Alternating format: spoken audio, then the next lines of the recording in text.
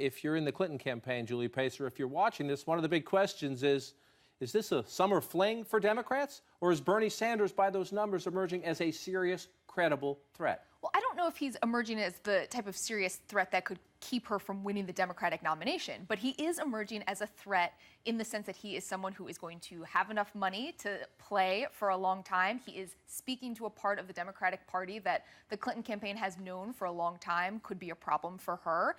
And I think the bigger question is, does what we're seeing with Bernie Sanders, the enthusiasm, the money, the crowds, does that draw someone else in? A Joe Biden, perhaps? Does it show that there is space in the Democratic Party for someone to run a serious challenge against Hillary? It's a great question. Is it just that he's doing everything right? His timing was great. You had some people who had sort of hovered waiting to see if Elizabeth Warren would run. She didn't. He sort of stepped in and took that spot on the left, sort of blew Martin O'Malley away and just took that group. But is it just because Bernie Sanders is doing everything right at the moment, or is Hillary Clinton doing something wrong?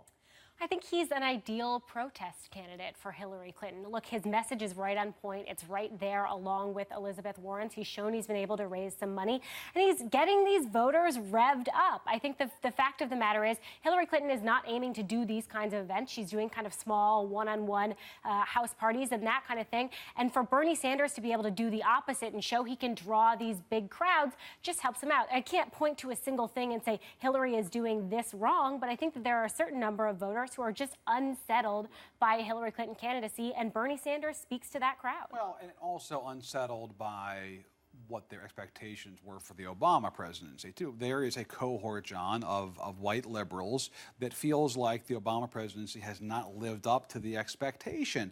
And obviously, they blame part of that on the Republicans in Congress, part of that on the Supreme Court.